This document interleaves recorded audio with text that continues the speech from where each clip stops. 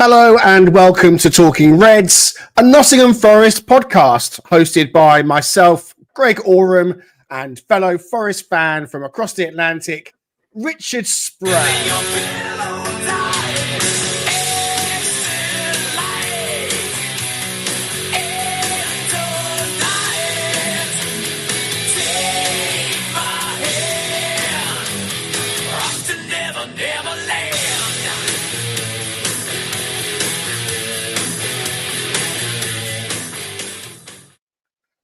There you go, Richard. I thought we'd just, get it all livened up a little bit. I know you like something a bit heavier, as I do too. That's right. How are you doing today, mate?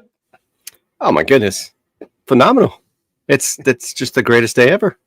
I mean, we can't argue with 5 straight victories, and knocking down these walls of teams we can't seem to figure out in previous years, and just feeling great, man. Feeling great.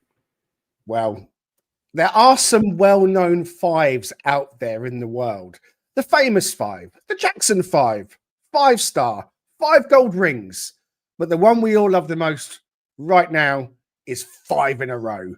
Because Forest travelled to Goodison Park yesterday and put on another mature, focused and intelligent display to beat Everton for the first time since 1999, to make it 5 wins in the Premier League in a row. Something they haven't achieved since 1995.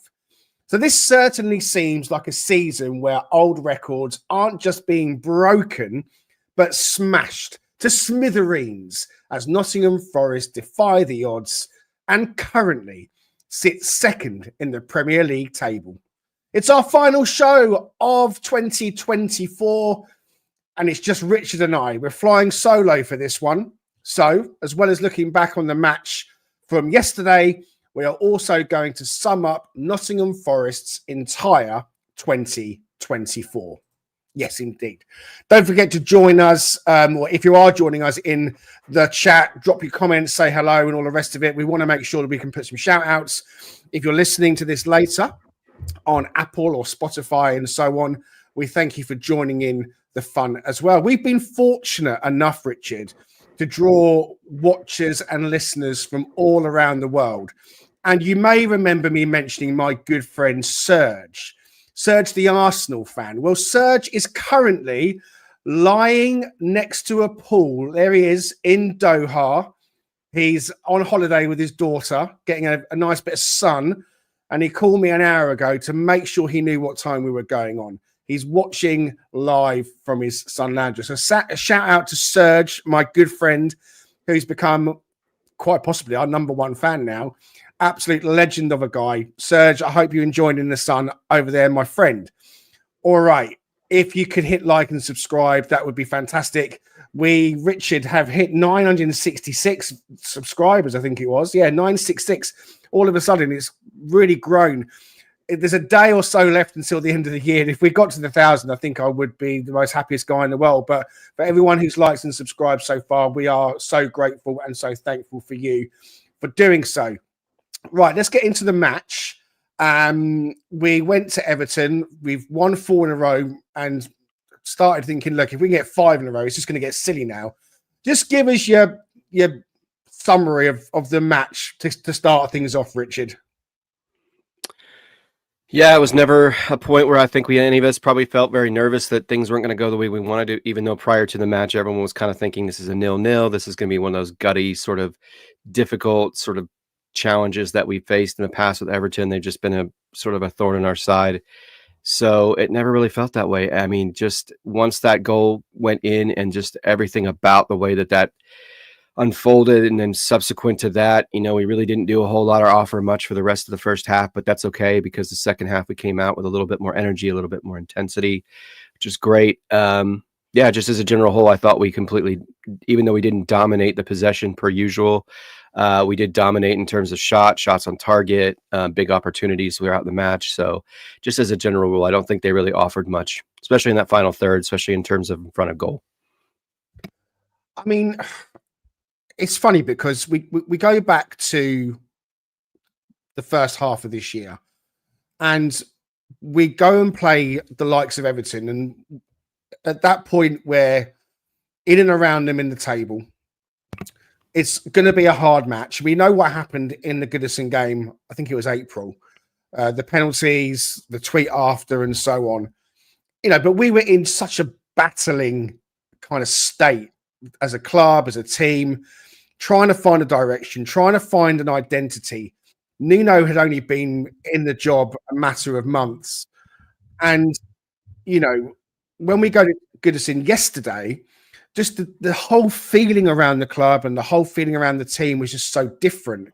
And it takes a little bit of getting used to, doesn't it? Because you think, God, yeah, I mean, and Paul Morley had said, I've mentioned him previously, I'd take a point at Everton. I'd take a point at Everton. And I can see exactly where he was coming from, because we would always have wanted to take a point away at Everton because it's a tough place to go. But something has changed. Something is different this season that none of us saw coming. We've said it repeatedly. But to go to Everton, a team that we have been in and around in the league, the gap between us now is so noticeable in terms of not just the points and where we are in the table compared to them, but just the effectiveness of our players versus theirs, the quality that we've got on the pitch against theirs, the ability of our players against theirs has just gone up another level. And I say this with respect, because Everton are a team and a club that I do respect. I don't really want them to go down. I don't think they will go down. Everton in the Premier League is a good thing. Looking forward to them going to their new stadium. That they need it. So look, nothing but good things to say for Everton, really. But it just made me wonder about how far we can now push on. Thinking about ourselves. We've turned so many different corners this season. We've won away at Anfield in the Premier League for the first time ever. We were the team that beat Brentford, who hadn't lost at home and had won most of their games. We've now won 5 in a row for the first time in God knows however long. Like I said, we've gone to Everton and won for the first time since 1999. But breaking records left, right, and centre, Richard. And who knows where it might take us. But in terms of the match itself, I just never thought that we were in any danger. I'm going to interrupt myself and just quickly say hello to Jay, who's joining us. Hi, Jay. Also, Bruce and Oliver's with us. He's with Ivy. I think, Ivy, that's your daughter, isn't it, Oliver? Oliver also says, no, did anyone have any doubts after Woody scored? I certainly didn't. He couldn't see a way back for Everton. Morning also to Gary with us. How you doing, Gary? And Pat Brett as well. Does this mean we finish 5th now? Yeah, you know what, Pat? I'm not quite sure that I'd be happy with 5th at the moment. I think I want that top 4. But it just goes to show, doesn't it? We banter and we joke about all this, or where can we go in Champions League, and are we in a title race and all that kind of stuff. But keeping our feet solidly on the ground. Everton didn't have an answer to us yesterday, even when the formation had to change. So it's come out that we're going to go with the 3-4-3. The same kind of formation, or the same formation as Brentford. Dominguez coming back in with Yates suspended, with Morato, Murillo, and Milenkovic. And then 20 minutes before the game started, Murillo's been pulled out due to what turns out to be an adductor injury. Precautionary, it seems. But instead of switching in Bolly to stick with the formation that they must have been working on all week, he's brought in Sosa to make his Premier League debut, which I'm interested to get your take on. Why do you think he did that? I mean, obviously, look, hindsight's a great thing. We know what happened. But at the time, if you can transport yourself back to pre-match, what were you thinking when you saw it was Sosa starting instead of sticking with the back 3 and again going to a 4-3-2-1 or 4-2-3-1, however it is? Yeah, I was thinking probably this fits right into his wheelhouse in terms of, I mean, you never want to have to prepare for something and then have to switch it up last minute, right? Literally last minute. But at the same time, it kind of fits with the general way that Nuno's been operating both in game and just in general. As he's looking at his opposition, he's already sort of preparing and planning for how he's going to approach them. And so for me, it probably wasn't the most ideal situation. But at the same time, if there's ever a manager, if there's ever a team within the course of this Premier League season that can manage that kind of 11th hour sort of transition, it's probably us, because of the way that we've been operating throughout the season. We've been able to do those kinds of sort of tactical sort of shifts. And so, yeah, it wasn't ideal. You never want to lose a guy like that who has been such a spectacular player for us since the moment he started playing for us last season. But at the same time, it did give us some insights. It did give us an opportunity to fully see what kind of sort of chemistry or sort of relationship you could sort of begin to build with Murado and with with Milinkovic, coupled with the fact I think we even said, and I think maybe you brought this up in terms of if we were going to play that back five, getting Murado in, back three, excuse me, you get Murado in and I'll add some height to our back line. So that is good in terms of set piece defense, because that's really the only place that they've been able to score. They've not really been good in open play and so on and so forth. So I think just as it's not the most, like I said, it's not the most ideal situation, but I think if there's anyone that's prepared for that kind of outcome, it's our club and it's our manager, because he's been so consistent and so capable of making those adjustments on the fly. Hello to Ryan Corey from New Zealand. Good to have you with us, Ryan. He says it was all a ruse. Murillo was already injured in order to throw them off. I'm not quite sure if that possibly is true, but I like your thinking. And another £2 donation from Way NFFC. I think that's Steve, isn't it? We're bottom of the position table. Mark Walwell, I think. Oh, Mark is not Steve. It's Mark. I keep saying Steve. There you go, Mark. Nick Hemphill says Nuno did say in one interview, because of how they train, they are prepared for these circumstances. Yep. I thought that the reason why he didn't bring Bolly in, and this is just my own personal opinion, is that Bolly was always the closer. So at some point he's going to want to close it, even though we started with three centre-backs, or we're going to start with three centre-backs. I still felt that possibly at some point he might have been looking to bring Bolly in for one of them. So Bolly was always the closer. And then to bring Bolly into a three-man centre-back partnership, if you like, three-way partnership, means that closer is kind of already out of the game, because you've got Zach Abbott on the bench, who we know was probably put into the squad to maintain the record of having an academy prospect featured. And I love that. I'll be honest with you. I think that's really important. You know, we've got 9 subs. You can do that, I think. And it just keeps that nice record going. But I just felt that, Bolly didn't come in because he wanted him there as that kind of insurance. If you bring Bolly on, then it's almost like, well, what happens if you lose him or something else? And so how did you think Sosa got on? Because obviously he's coming on for his first start in the Premier League. I was interested to see how he got on. He's a different player to Callum Hudson-Odoi. What did you think? Yeah, I think he's probably more akin to Callum's style of play than Elanga, obviously, just given the kind of traits that Elanga has versus Joe. I thought he actually fared pretty well. I thought there were moments where you could see the lack of experience kind of come to the forefront just because of his inability to finish at certain moments, right? He had a couple of good opportunities that he couldn't quite finish, in terms of scoring the goal. But as a general rule, I thought his pace was good. I thought his on the ball sort of capability was there. Thought he held the ball up well to try to kind of build some play once we got to as we were approaching that final third. If he got a pass coming up from the wing, whether that be Nico or someone else, he seemed to manage space well. Yeah, I thought he looked pretty good. He showed very much the same things we've seen from him in spurts, right? Because he's just had intervals of opportunities throughout the season to date and didn't quite have the opportunity to start. I think we've been saying on various episodes, I wonder at some point if he's going to get that start. And he, I wouldn't say by accident, but unintended start. And I thought he fared pretty well. I didn't think he did anything that would make me not lose any confidence in his ability to start a Premier League match at this point. So he's obviously got a long way to go. He's only, he's not been here for more than a few months at this point. So, but I thought as a general rule, as a holistic sort of performance, I thought he did an admirable job filling in for a guy who is really on form and has been playing really well, especially in this last match. I thought he played brilliantly. So it's a difficult sort of thing to try to replicate and try to replace, given Callum Hudson-Odoi's experience. But yeah, I thought he played really well. Yeah, I thought so too. I thought that actually, why not get him on, give him a start? He hasn't had it yet. And he's almost becoming the forgotten man as well.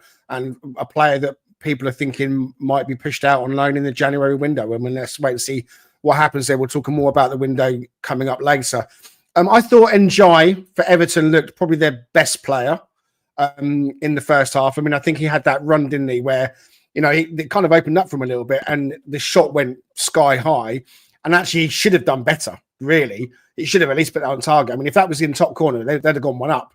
And Aina definitely had his defensive hands full a little bit with him, more so than perhaps we've seen in recent games.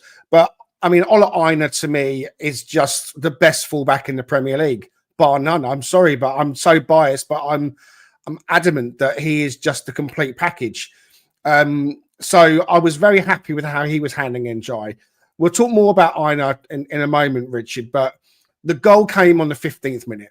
Now, I'd said beforehand, I really want to get Chris Wood back on the score sheet. He hadn't scored in 3 or 4 games or something. And it was really pleasing that the team was still winning. Other players were scoring from open goals, open play goals, I mean. We had contributions from Anthony Elanga, of course, and he'd stepped up massively.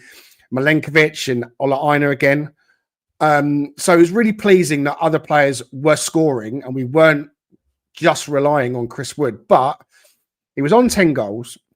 And I would love nothing more than for him to get 20 Premier League goals.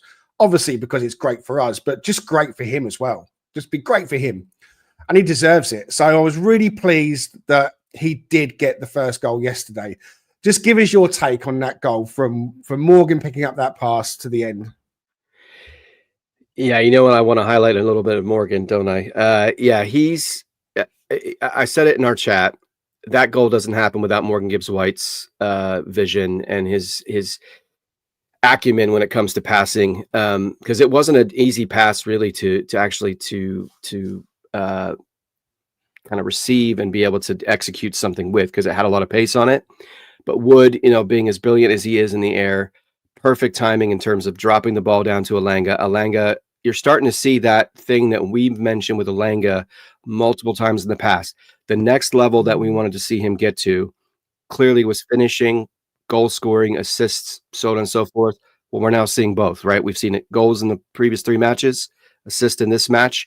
And I like the fact that his football intelligence is starting to elevate. And, he had a very quick decision he had to make. He made that decision perfectly, dropped it, and what a great illustration of a striker's goal. That's a perfect Chris Wood finish, right? Just dips it right over with a perfect weight and trajectory over Pickford. And anytime I know he's a goalkeeper for England, but anytime I see Pickford get embarrassed in a Premier League match, for some reason it just brings me a lot of joy. Yeah, he's just volatile personality, and it kind of rubs me the wrong way. I don't know. He's Marmite for me. Let me put it that way. So it was just such a great illustration of all the strengths of these guys that we have playing in these positions, the way that we, can link up play very well, that sort of synergy that we've seen amongst the players. And I think it was Ross who said, when Elanga plays off the shoulder of Wood, he just seems to play better. And that was a great illustration of that. And yeah, I mean, I was watching it just in awe about how beautiful of a goal it was in terms of all of the elements that it made up, that they had to execute in order for that to be successful. And so, yeah, it was a great thing to see, and it completely deflated them. I mean, there was, they came out with a little bit of energy, and that just sort of sucked the energy out of the stadium at that point. Thanks to Forest Lion for being with us. As they say, hit the likes, people. Thank you very much for that. Chris Wood, I mean, he's a player that I was so wrong about. I think a lot of people were. I wasn't that inspired when he came in from Newcastle in that January window. I felt the ball didn't seem to stick to him. He couldn't get a shot off properly. It just wasn't working. And we know the transformation. We don't need to go through what's happened. The transformation is fantastic. But one thing that I want to say again is I'm so impressed with his versatility in terms of the types of goals that he scores. Because that goal yesterday, again, he hasn't scored in a few games. He did have a shot before that was too far out and didn't trouble Pickford and was never really going to go anywhere. So he clearly was thinking, I want to score. And that's what good strikers do, of course. But that for that ball to come in and to be played off from him to definitely touch it to Alanga, bit of heads tennis. And as you say, Alanga is so more intelligent now. He's growing up now. He's maturing. He's only 22. Forget that. He's younger than Brennan. People forget that. He's younger than Brennan Johnson, right? And so for him to just, as you say, quickly just knock it back with the head. But Chris has still got work to do. He's got the space, but lots of players can get flustered and snatch at that. But he's just brought it onto his chest and then just deftly chipped it over. You know, light as anything, nothing heavy about that at all. He's just gone into that. I mean, I'm just jumping around my dad's lounge because I just couldn't believe what a beautiful goal it was. And it's just so amazing to see.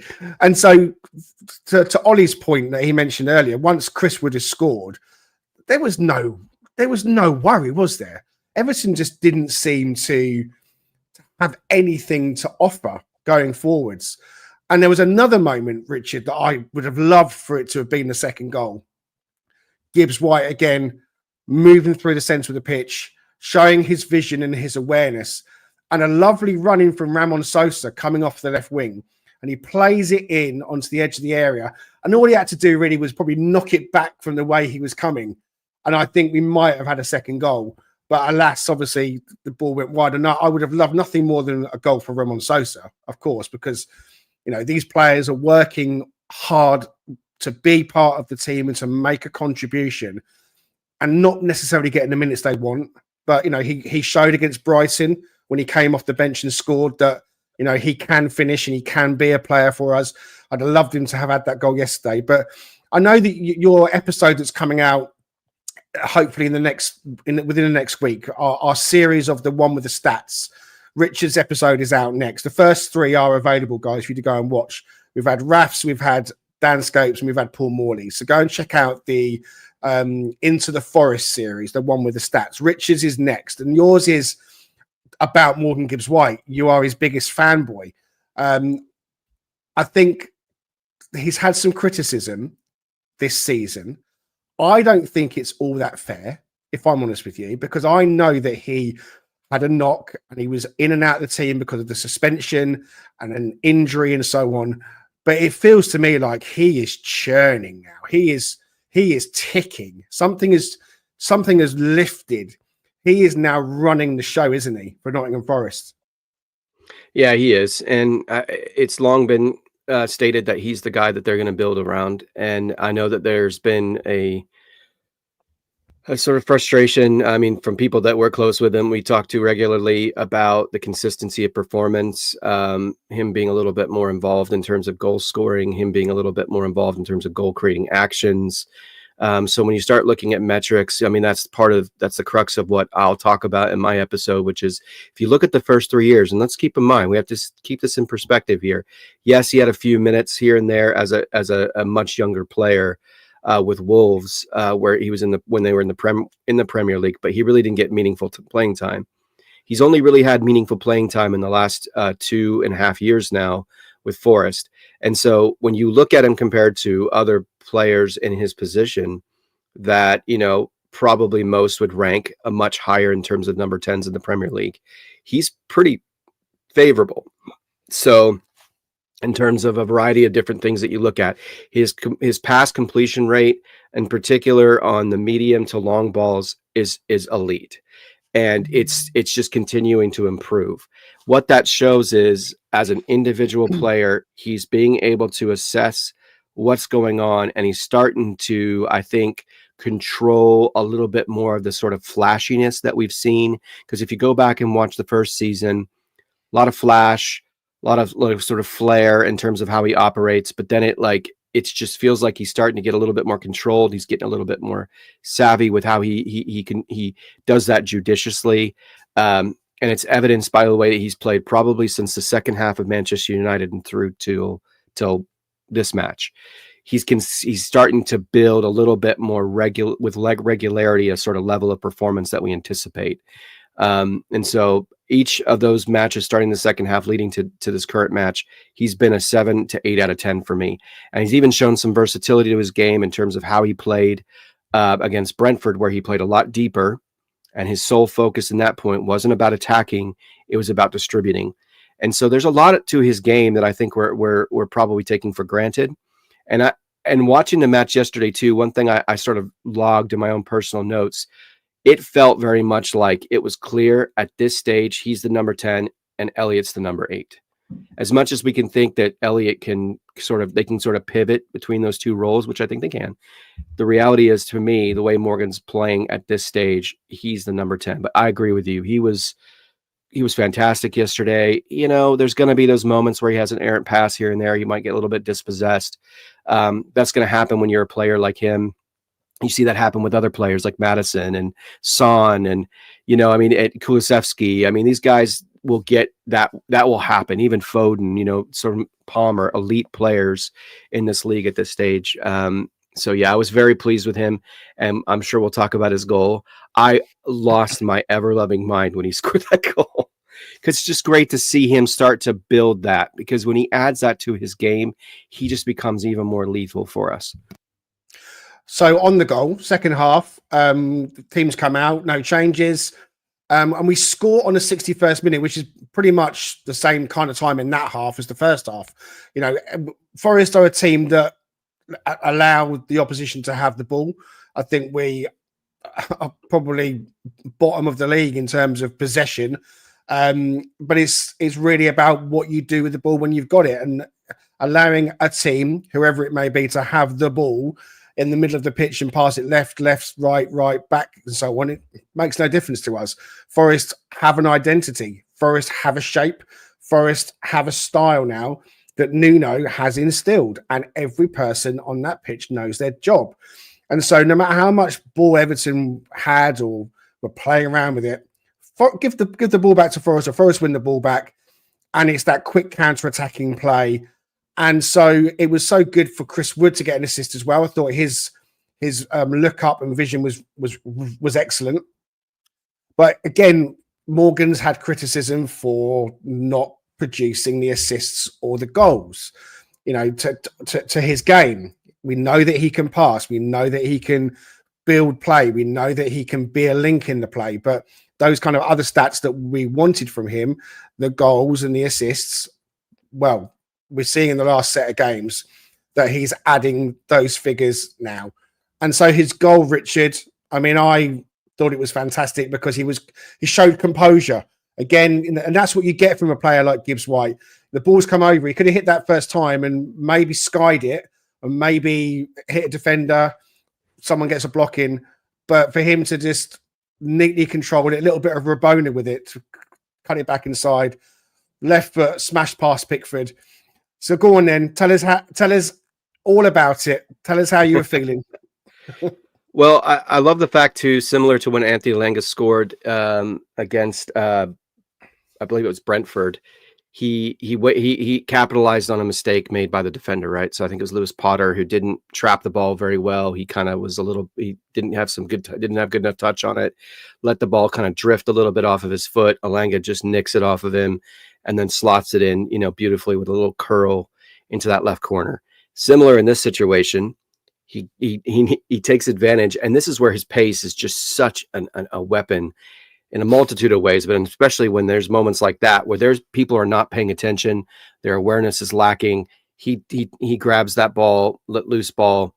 He finds Wood, right? He just has a little, just enough, sort of take on to suck that defender in, release Wood. He gets the ball. Then he looks up. He sees Morgan make a run. He plays it right into him. And as you stated, that beautiful trap that he sort of like backheeled it just deftly to himself and then put it away. Well, what I liked about that, all those pieces I just mentioned clearly, but it was the fact that he didn't look rushed and out of control. It was a good attacking, midfielder's goal in terms of being able to make the right run from where he was positioned to the point of which he held it up, and then he had just enough time, and he didn't give. It was a millisecond to put it away. And if we see things like that from him, there's no question in my mind he'll play for England, because he's just got so much quality, and he's only 24. he's got so much football left ahead of him. And the fact that I think we're starting to see, like I mentioned a minute ago, just that shift from sort of inconsistent performances, maybe you see a good half or a bad half, to like playing great through the entire match. Hopefully it continues. I mean, we're halfway through the season, but he's halfway to his goal tally all of last season, right? So he's starting to pick up the pace a little bit, supplement Chris Wood in terms of goal scoring, which is what we've been asking for. And you couldn't be happier that it's him that's doing it, because that's what he's supposed to do. If he wants to be an elite 10 in this league, he's got to be able to score 10 goals, get 10 plus assists. He's got to be more involved in goal creating actions, whatever that looks like. Like I mentioned, the stat won't reference his pass to Wood that led up to that at first initial goal, but he still was a major part of it. And that's the kind of thing we need to see from him regularly. So yeah, it was a beautiful finish. Yeah, it was. It was a fantastic finish. We go 2-0 up, and then just let Everton have the ball again. Just sit back. We bring Bolly on 69th minute as the closer for Ramon Sosa to go to that tried and tested 3 at the back. You know, he picks up our only booking of the game, I think, within the first minute of coming on for time wasting or something. So, you know, it was good that none of the players that were on for yellows picked up anything further. So that means now that worry of losing a player for suspension has been diluted for now. So I want to mention as well Anthony Elanga, who we've touched on a little bit, but he almost got another goal and he was through, and I don't know if it was legs or whatever it was. The finish was poor. Pickford did well to double save. He is a good goalkeeper. He has got T-Rex arms, but he is a good goalkeeper. But one thing that stood out for me was the run back that everyone I think has mentioned. You know, he wanted to get back. He wanted to track back. And when he's at full pelt running back and then gets his foot cleanly on the ball to stop the attacker and just pull it back and actually be in space to then try and launch another attack, was just fantastic. And it just summed up the turnaround, I think, in Anthony Elanga, in that we were ready to kind of ship him out. I can't see that happening in January for never in a million years. You know, no matter what comes in, you know, we need to keep our players together. We need to add to it rather than lose anybody. But I just thought Anthony Elanga looked great again and really has, you know, stepped up to the mark. And what's really good is if players are being left out, they're not throwing their toys out there, Pram. You know, I mentioned Nico Williams on a previous episode, who always seems to rise to the challenge. If he's left out, he just works hard. And there is no dislodging Nico Williams at the moment. I like Alex Moreno. I think he's brought good things to our club, and it's been a successful loan spell for me.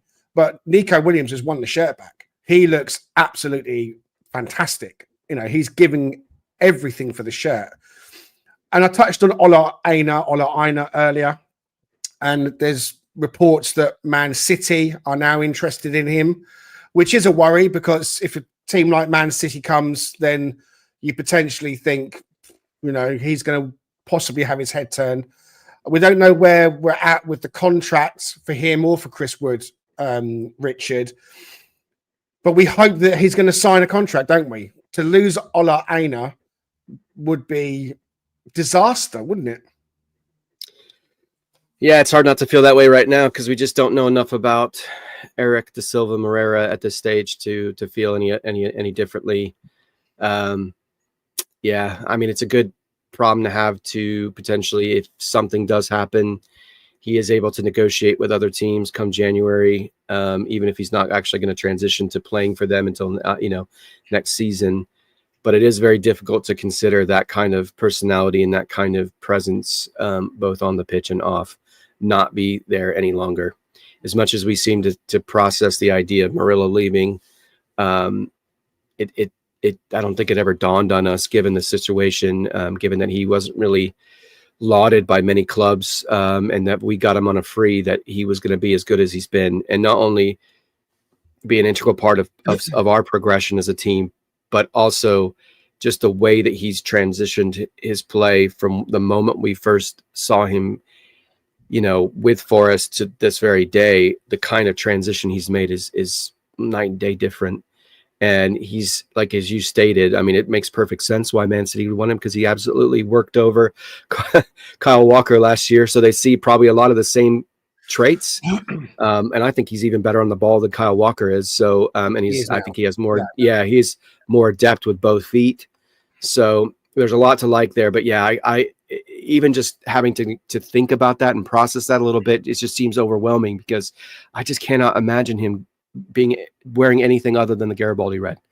And so it's just very difficult to kind of think about that. But I agree with you. I mean, if he comes and they give a good price point, we're just in that position now as a club, and where we're moving as a team, we have to consider it. As much as that might be hard, as much as that might change some of the way that we feel about our dressing room and the culture that Nuno's developed, and he's been a huge part of that, all Ina, it might just be necessary. And you know what? If that's what happens, it's what happens. As you've always said, we've got to bless and release on some of these players, right? We've got to allow them to move on if that's what's best for the team and best for them. And that may be the case, but I really hope that doesn't happen. I hope we put the money up. I hope we get him signed. I hope we lock that in, as well as Chris Wood, and then move forward into next offseason.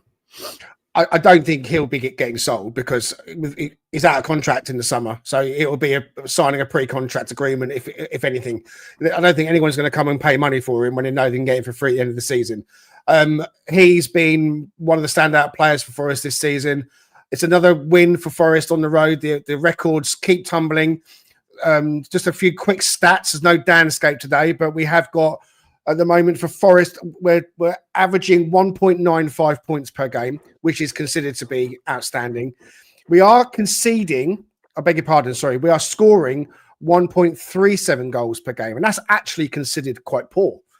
So it just goes to show that we're not still high scorers, but we are very good defensively, because we are at averaging 1 goal conceded per match, and that's considered very, very good. 8 clean sheets in 19 matches.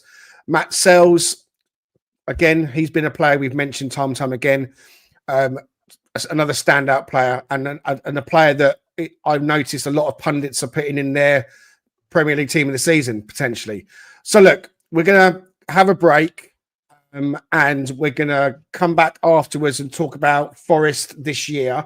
So stick around, and it's lunchtime. This York shop is a cheese lover's paradise. Based on Grape Lane, the Cheese Trader is home to a wide range of beautiful specialty cheeses, including its scrumptious camembert and famous charcoal cheddar. Plus, there's some delicious relishes and chutneys to pair with your favorite bite. Not just selling it, the Cheese Trader offers a high-level, tasty and delightful street food menu. Try their loaded fries and hot cheese toasty, and their posh cheese on toast is sure to be the best you've ever had. Owned by Forest fan Stu Freestone, the Cheese Trader proudly sponsors Talking Reds, and you can enjoy 10% off every order you place simply by quoting Talking Reds in person, on email or through Instagram. The Cheese Trader and Talking Reds, cheesy as hell.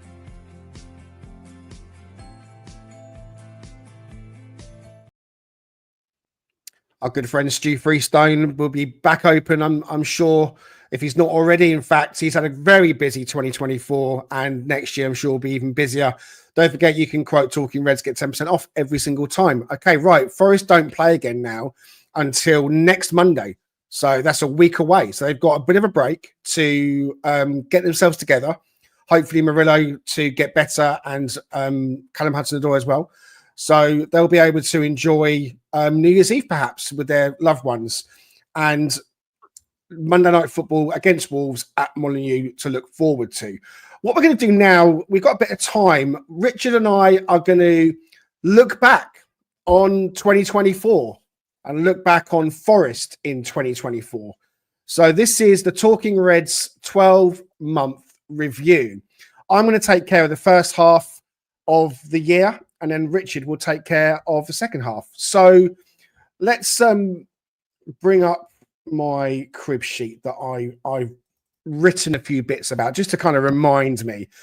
You know, it's never simple with Forest, is it? From points deductions to controversial tweets and nail-biting survival battles, the first half of 2024 felt less like a football season and more like a Shakespearean drama staged under the floodlights of the city ground.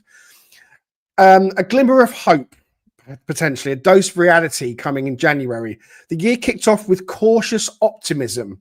The January transfer window saw the acquisition of Matt Sales from Strasbourg, brought in to hopefully solve an issue in the goalkeeping department, following multiple howlers from Matt Turner and the seemingly inability to save anything from Odysseus Vlachodimos.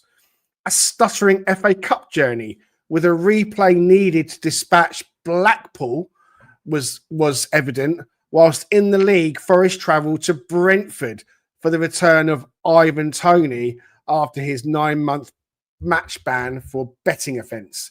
The game ended in another 3-2 defeat for the Reds, and following Toney's free kick, he's going to be forevermore just called Ivan Foamy.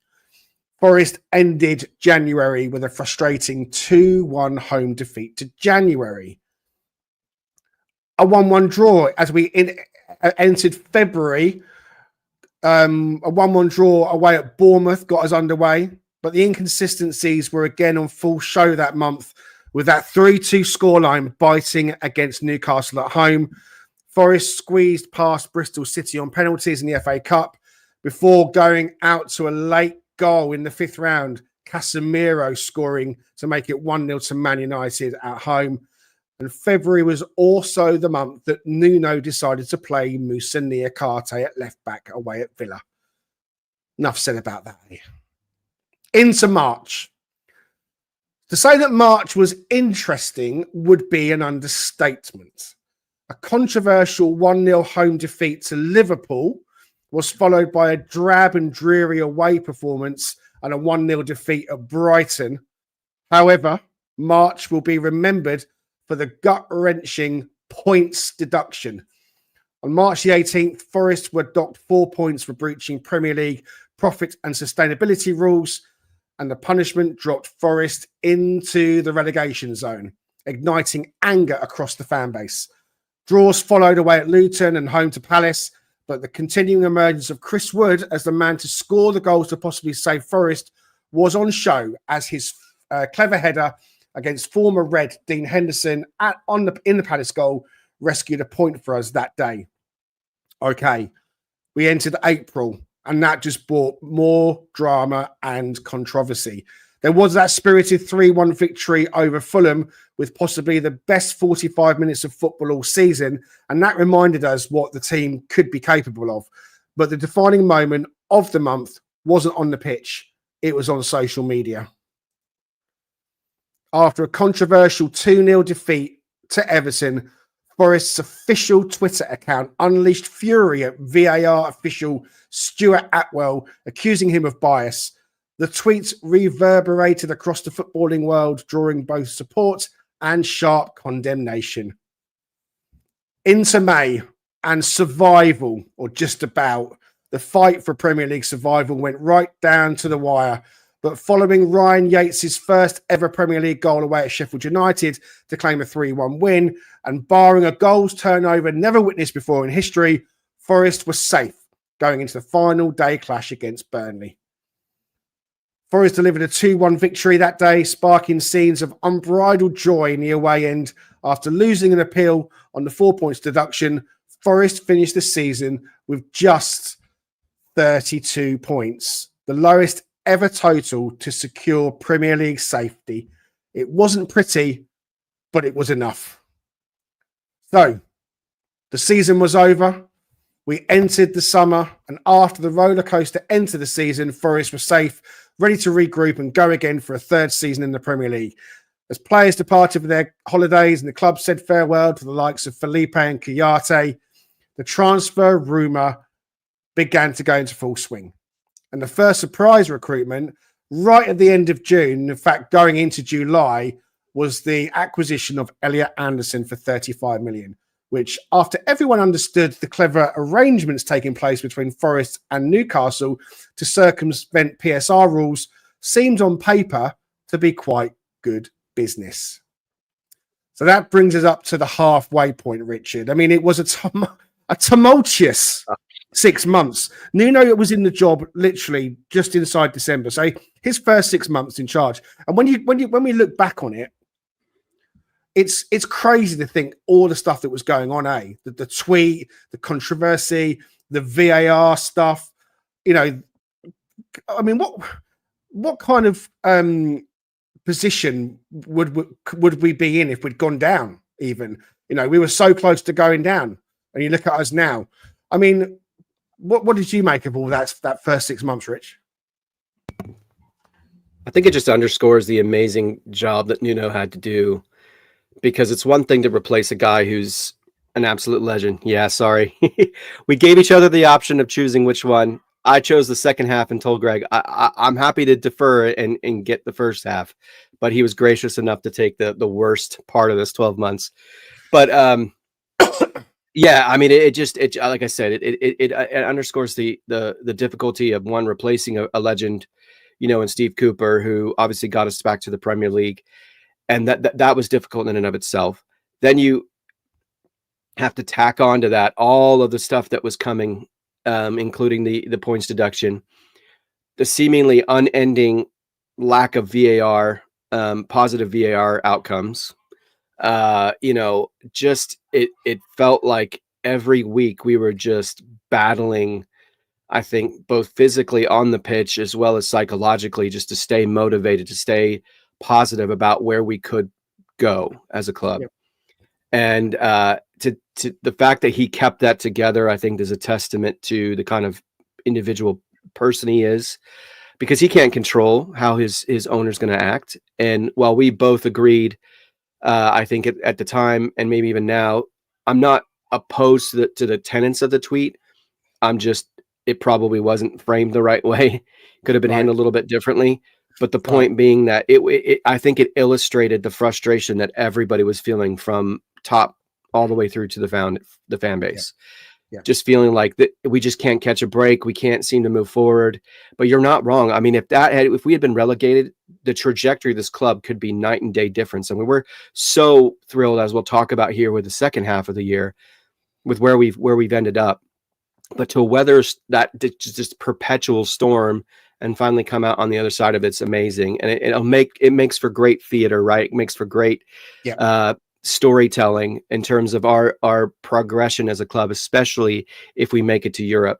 And you know, that's going to be such a great way to frame how we've built this team, or how Marinakis has built this team, and how Nuno's managed this team, and how the players have weathered that storm, because a lot of the same guys are the ones that went through that. And so it's just a brilliant you know, illustration of resiliency.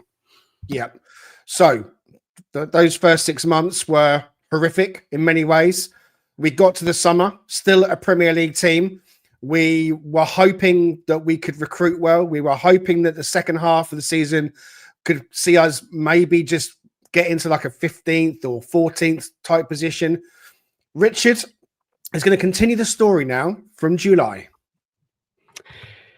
Yeah, so you know, you've got to take into account what Greg was talking about, where we started to sort of put ourselves in a position and we say, okay, what do we learn? What are the lessons we've learned from the past 2 years? And I think what we learned is that we've got to strengthen the depth of the squad. We've got to put ourselves in a position to start getting younger, continue to you know, progress as a side in terms of adding talented players that we know maybe they don't hit the first team yet, but they're going to be waiting in the wings. So you see some things like that. Anderson's the exception, obviously, in the sense that he's a young guy who's just a brilliant footballer, and we've all seen what's happened this season. So to get him for what we got him for effectively poach him from Newcastle, when it was clear, given their PSR situation, they did not want to lose this guy. They knew how good he was, the Jordi Maradona, right? So he's been nothing but brilliant for us. And so that was a great first step, I think. Although prior to that, we actually got a player from Red Star Belgrade, who a New Zealand international player, and Marko Stamenic, who then immediately went on loan to Olympiacos, which we know has happened a couple of times during the offseason, which we'll get to here in a minute. But then also to follow that, you had Nikola Milenkovic. And Greg, you and I spoke a lot about that center back position through the offseason. We talked very much about the types of profiles that we were seeing. the kinds of players that we were hoping to bring in, because there was that concern based off of our PSR situation that we were going to lose Murillo. And the fact that we didn't do that, and we added a guy with the kind of caliber that we added in Nikola Milenkovic, is incredible. And as you've said, he's the best signing in the last 25 years. I can't disagree with that. There's nothing I can offer at this stage that would counteract that in any way or be any effective retort. So he's been absolutely brilliant. And as I think Jamie Martin alluded to on our stated on our last episode, he said he's captain material. There's no question. I mean, he captained Serbia. So then you add a very talented young footballer in Eric da Silva Moreira, who was really moving forward in his own senior football career. And it's great to get a talent like that and to have someone like that on the bench that's waiting in the wings in the event that maybe we lose an Ola Aina or something happens with Nico, so on and so forth. So we've got some good contingency plans there. And then, of course, Juan Carlos Miguel, the guy that they apparently were asking for a lot of money for, and then somehow, some way, we managed to get him for what, $4 or $5 million. So it was a great steal, another great steal by our recruiting team and by our upper management to get a great player like that, who's, I think Nathan Joyce said, this guy has all the makings of a potential Brazilian international goalkeeper. So great to see that. So just the recruiting sort of momentum that we were getting was incredible. Then you keep tacking on, right? Jota Silva, Ramon Sosa, Alex Moreno, who we tried to sign, I think at least in the last 2 years from Aston Villa, to get him on loan. We've seen the kind of value he's added to the club to date. We'll see what happens with him. There's still some questions about whether there's some clauses in his contract that if we, he plays so many minutes, it triggers an automatic buyout. So maybe they're trying to manage it. I think Ross on our podcast said something to that effect. Maybe that's what's behind it. Who knows? It's all conjecture, but he's been great depth piece at this point too, in the event that we needed him, but he hasn't featured much recently. But then you add James Ward-Prowse, a guy with that kind of experience, a guy who's played for England, who has that kind of set piece capability, huge value for us on loan as well. And then the man who we saw execute beautifully and fill in for Murillo last minute, Murado, who was just great. I mean, he was fantastic yesterday and showed what we might be getting in the event that potentially this offseason we finally lose Murillo. So it's just a fantastic signing to pull from Benfica, sort of towards right the end of the window. I think both he and James Ward-Prowse were like the last day of that window. So it's a great work in general by our recruiting team. So now we start getting into the matches, right? So that was July and August just from a recruiting standpoint. Now we're talking about August in terms of getting this sort of trajectory and this progression going and accumulating points. So that first month, we had a disappointing draw against Bournemouth, beat Southampton, but didn't look dominating doing it. Drew it, Newcastle, but we went to penalties. So that was disappointing, obviously, in the Carabao Cup. Then we, meaning you and I, were at this match live against Wolves. And then were it not for that, whaler of a goal that was scored within seconds of us scoring by Chris, the goal by Chris Wood and that beautiful header, that looping header that he had, we ended up with a draw because that's another team, and we're obviously going to be playing them in the next match, another team that we've struggled to beat since being back in the Premier League. So it was disappointing. You and I were glad we at least got the 1 point, and we're glad to have that time together, to finally come together in the flesh, to be able to watch a match together live was brilliant with my brother, with your son. It was a great time, but unfortunately ended in a 1 point, ended in a draw. So we walk away from that in the top 10 at the end of that month on 5 points. Can't complain. We're seeing progress, right? But again, still a lot of football to be played. Then you move into September. Phenomenal, unexpected, but brilliant outcome at Anfield, where we go in and we beat them. Totally, you look at all the metrics of that game, and everything about that game said that we shouldn't have won, but we did. So it was that beginning phase, I think, of showing what our defensive capability was, how we were going to start to play, sort of an identity, if you will. I think that's stuff that you've talked about regularly, Greg, that concept of identity in terms of how we play match in and match out. So we get 3 points there. Then we go and have a great, comeback, draw. I mean, it's not a comeback win, but a comeback draw against Brighton, as you talked about, with Sosa coming on late in the match and scoring. It really, illustrated that we're not going to just cave as we've seen in past. We're not going to get to a situation where we have to we got to execute at the most critical times, and we weren't able to do that. And we were able to do that in that match and get that point. Then, unfortunately, the 4-4-2 moment against Fulham that we all like to, eliminate from our memory bank. That was not a great match. That made us wonder what was Nuno doing there. Didn't seem quite tactically appropriate. But then we still ended though in the top 10, right? We ended on 9 points. So we accumulated 4 points in that particular month. Then you move on to October. Now things start to sort of progress, I think. And this is where we're really starting this between now and December. You really see us accelerate in terms of our ability to move up the table. So we beat Leicester, which was a great win. We had logged that as a loss because of playing Cooper in our preseason predictions, right? It just felt like that was a slippery one that we might lose. But then we beat them. We've beaten, we started with Chelsea and beat Chelsea, drew Chelsea with 10 men. And we almost won that match. We probably should have won that match towards the end of that match.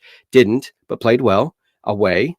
Then we beat Crystal Palace at home, and then we beat Leicester away. And this is where we're starting to see sort of this progression of getting away wins, which in the past we had not been able to do in the previous 2 seasons. So again, sort of, recalibrating on how we're operating as a team, and especially in terms of our away form. Took a little bit of a downturn. We beat West Ham in a very dominating performance, but then we come right back. And I think we were unbeaten, if I'm not mistaken. Not unbeaten. I think it was unbeaten away. We were unbeaten away up until the point where, we had lost to Arsenal. But we had a dominating performance against West Ham. We didn't play well against Newcastle. They carved us up. Didn't play well against Arsenal because Odegaard came back and was absolutely brilliant. It started to look like things were sort of going to sort of shift from where all this positive feelings, all these sort of this momentum we had developed, and it was just moving away from us quickly. But then we beat Ipswich, which we should be, beating them at home, which was great because we hadn't won a lot of matches at home at that point. So it was great to get a home win. I think we hadn't won in 3 consecutive matches at home. So it was great to get that win.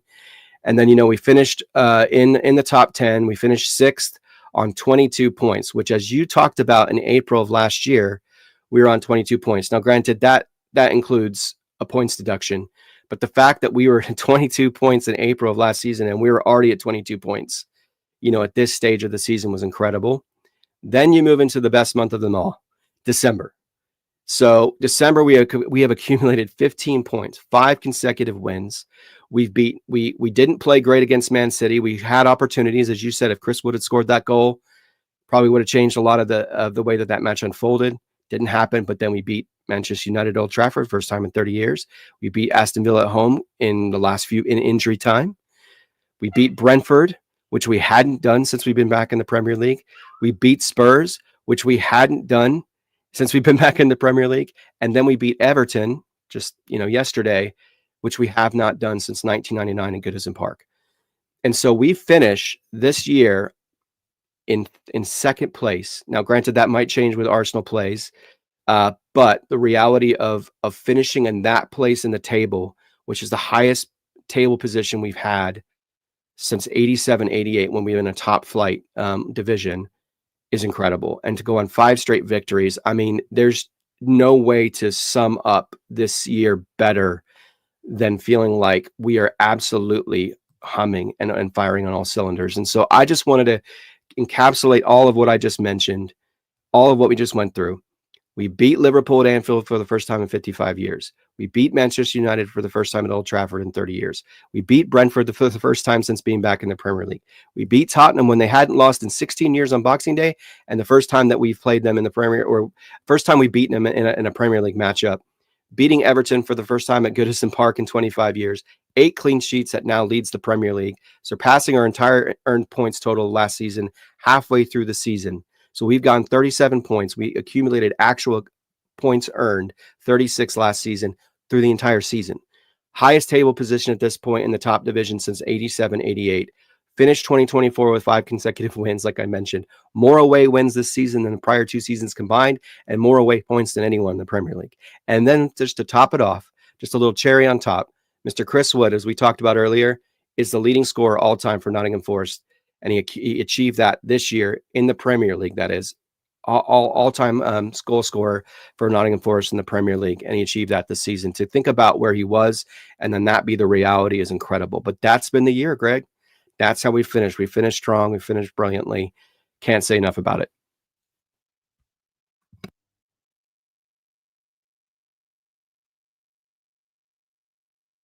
I'll take myself off mute. Absolutely fantastic, Richard.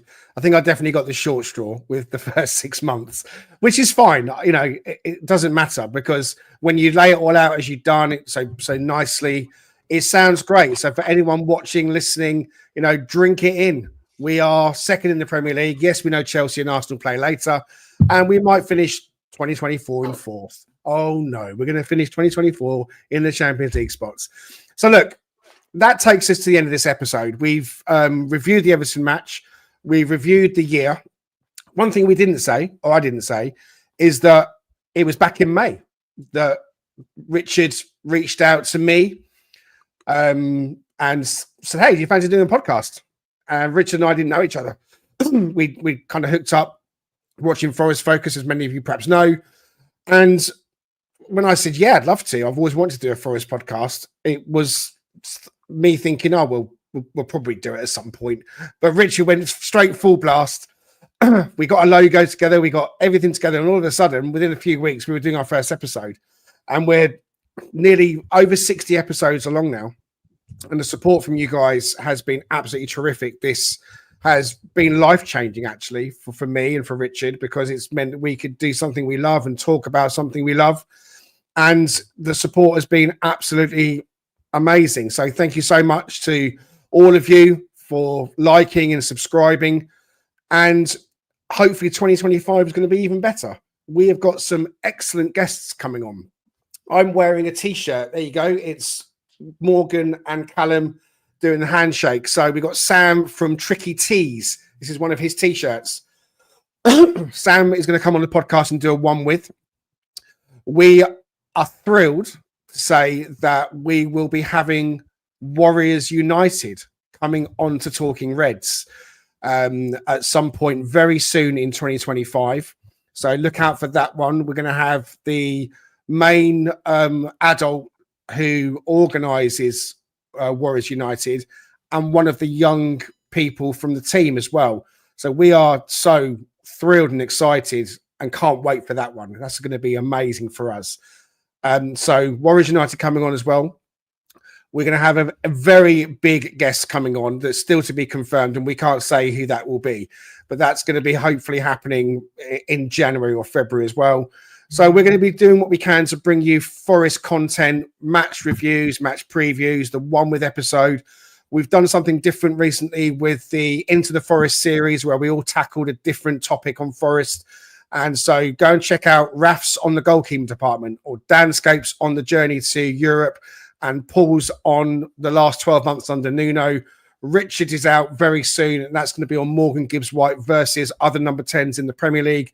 And then my one, of course, is going to be about Nikola Milenkovic and why he's our best signing for 25 years. So they're still to come. But listen, we want to say to you all, have a wonderful 2025. We wish you a happy new year. Richard, your closing thoughts?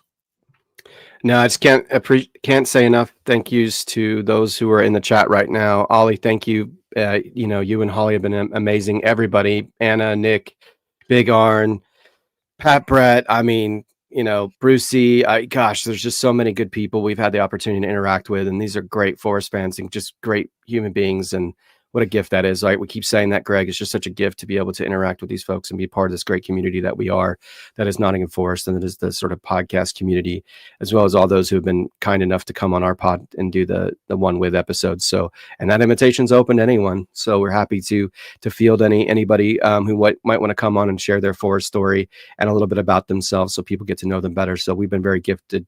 We've been very blessed, rather, to have that kind of gift to interact with these folks. So yeah, amazing year. Indeed. So thank you so much again. We want to say Happy New Year to you all. So we're going to end this episode by playing a traditional New Year's track for you. Richard and I are going to exit the studio, and we're going to leave you with our Happy New Year message.